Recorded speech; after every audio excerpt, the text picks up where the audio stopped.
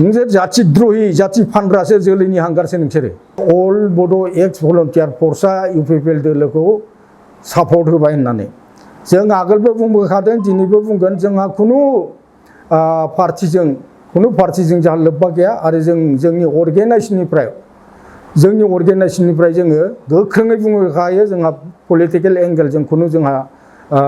लोब्बा गैया टारगेट गैया जोङो बेनिखायनो जोंनि उद्देश्यआ जाहैदों जोंनि मट'आ जोंहा सेपारेट स्टेट जों नोंथांमोनखौ लिंहरनायनि खारना बे दिनै नोंथांमोननि बे चेनेलनि जोहै आङो जोंनि अल बड' एक्स भलन्टियार फर्स अर्गेनाइजेसननि जानानै जोङो फैगौ बिसायख'थिनि थाखाय रायजो राजानिसिम मोनसे जोङो गुरैयै हामलायनाय आरो खावलायनायखौ जों जासिहरग्रोनाय जाबाय जाहाथे सान्तिपुर्ण भाबै जोंनि बिटिसि इलेक्शना जानानै थाङो बिनि थाखाय जोङो अल बड' एक्स भलन्टियार फर्सनिफ्राय जों गुरैयै खावलायनायजों लोगोसे जाहाथे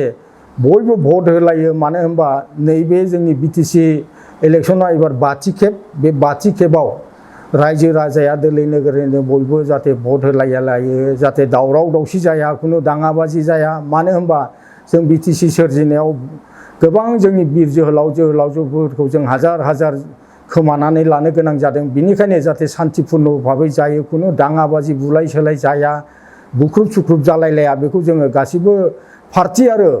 भट होग्रा रायजो राजानिसिम गुरैयै खावलायहरनाय जायो मानो होनबा बिनि थाखाय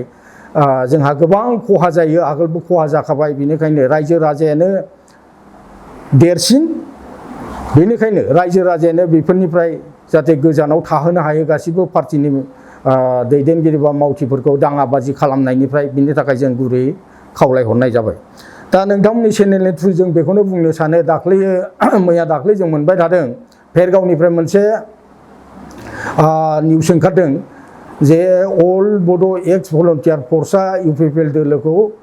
सापर्ट होबाय होननानै जों आगोलबो बुंबोखादों दिनैबो बुंगोन जोंहा खुनु पार्टिजों जोंहा लोब्बा गैया आरो जोंनि अर्गेनाइजेसननिफ्राय जोङो गोख्रोङै बुंखायो जोंहा पलिटिकेल एंगेलजों खुनु जोंहा लोब्बा गैया टारगेट गैया जोङो बेनिखायनो जोंनि उद्देश्यआ जाहैदों जोंनि मट'आ जोंहा सेपारेट स्टेट मानो होनबा जोङो मोनसे मोननै मोनथाम काउन्सिल लानानै दिनैसिमबो जोङो माने उच्छेद खालामजानांदों 6 शिड्युल आरो ट्राइबेल बेल्ट एन्ड ब्लकनि थाखाय जोङो बायदिसिना माने परिश्रम माने माबायाव गोलैनो गोनां खस्थ' जानो गोनां जादों बेफोरनि थाखाय एभेक्सन खालामजानाय ट्राइबेल बेल्ट एन्ड ब्लकखौ माने बोखारनो नागिरनाय बेफोरनिफ्राय जोङो गोबां खस्थ' मोनबोबाय बेनिखायनो जोङो माने जोंनि मट'आ जोंहा एक्सट्रा संबिधान दंखायो जोंनि मट'आ डाइरेक्ट सेपारेट स्टेटसो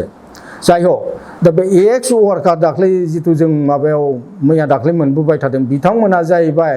बे एक्स वार्कार जिथु मानिफ्राय भेरगावनिफ्राय ओंखारनाय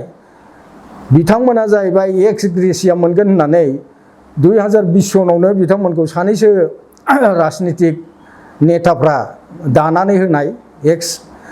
वार्कार हिसाबै बिसोर जाबाय फैसाजों बायजानाय